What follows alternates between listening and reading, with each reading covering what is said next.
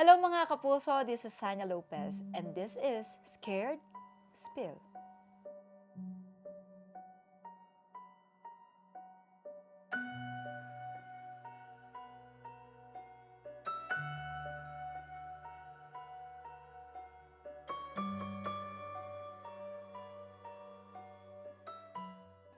Horror pa, lagi ko na 'tong nakukuwento kasi yun lang naman talaga pinaka nakakatakot na nangyari sa akin, eh. Yun ngang nawalan ako ng ulo, yung nakitaan nga ako ng wala akong ulo ng nanay ko mismo, ng hindi lang isang beses kundi 2 beses.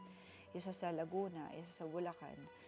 At ang sinasabi nila kapag nakitaan ka na wala kang ulo, kailangan mong batiin yung isang tao. Kasi kapag hindi mo binati yun o wala kang ginawa pangontra dun, maaari kang mamatay. So, nung time na yun, um, ang ginawa lang ng mami ko, pinatanggal sa akin lahat ng suot ko, sinunog, yung iba binaon, yung mga hindi nasusunog, tapos pinapaligo niya lang ako. Siyempre prayers pa rin, yun yung mahalaga. And thank God naman, nandito na ako sa posisyon, naging artista pa nga ako, pero wala naman so far. And I believe na meron akong, nandyan si God and my dad to protect me. Ako naman hindi ako masyadong na ano rin ako, yung parang nag-iisip ka na, what if nga naman, ano kayang mangyayari, 'di ba? Ah, pero eto rin, kwento ko rin, naalala ko lang, meron nangyari sa akin na simula bata ako hanggang nitong nagdalaga na ako, hanggang nitong nag-aartista na ako, parang 4 o 5 beses ko na panaginipan yung same na panaginip. Lagi akong tumatalon sa isang building. Orange yung paligid nun. Tumatalon ako. Pagtalon ko, may ilog. Hindi ko alam sa mga, meron nag-explain ng ano, 'di ba, panaginip. Pagtalon ko, ilog na siya, tapos may humahabol talaga sa akin doon, mula building hanggang nakatalon ako. Tapos may alam kong may humahabol, tapos hindi ka makatakbo. Tapos yung ilog na yon, may dumadaang barko. Tapos nakakatakot yung tunog ng barko. Ganun lang lagi. Tapos ending nun, babalik na naman ako dun sa building. Ang worst na nangyari, iba-iba yung ending. May nangyari sa akin, yung nung dalaga na, dito na ako, nag-artista na ako. Kasalukuyan, ginagawa ko Encantadia nun. Hindi ako makahinga, para akong binabangungot. Yung parang, basta yun, tapos, hindi ko alam kung may something ba dun sa bahay na yon.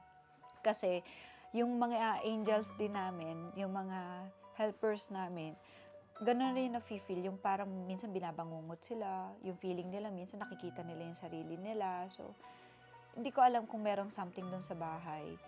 Kasi yun yung pinaka-worst ko, hindi na ako makahinga. Para siyang bangungot talaga.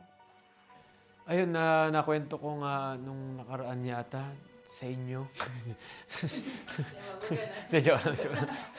Joke lang. Ayun, siguro nung bata ako, yun yung hindi ko maintindihan. Till now, na 30 years old na ako, na-experience ko yun 20 years ago, 10 years old ako, grade 4. So may mga moment na lagi akong pinapantal. Pinapaniwalaan namin, baka tigdas hangin, o kaya parang daming kumagat sa akin na kung ano-anong insekto, may infection. Pero nawawala kasi siya from lunch hanggang paggabi. Tapos babalik siya sa gabi hanggang umaga.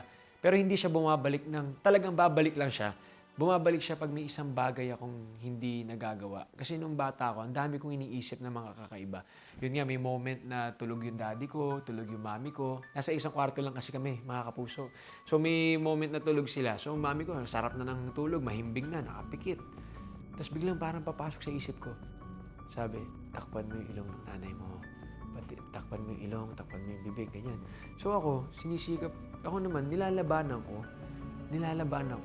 Pero, at some point, hindi ko rin siya malabanan. Kasi nga, parang binubugbog niya talaga yung utak ko eh.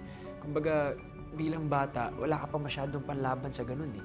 So parang ako, teka lang, ano ba yun? Ano ba to? Ano ba itong mga ganito? Paulit-ulit. So gagawin ko, gagawin ko yung bibig ng nanay ko. Tapos pagka medyo matagal na, bibitawan ko kasi iiyak ako. Siyempre, nanay ko yun, gusto ko bang mawala yun, di ba? So, maiiyak ako ng maiiyak hanggang sa buong gabi na akong iiyak at kakatulugan ko na ito. Pero, yun nga, pag di ko ginagawa yung bagay na yun na pumapasok sa isip ko, the next morning, hanggang mga tanghali ulit, meron akong buong pantal, hindi lamang sa kamay. As in, buong katawan talaga.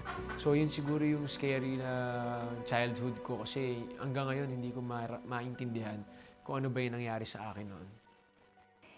Kinilabutan ba kayo mga kapuso? For more stories, videos, and content, visit gmanetwork.com.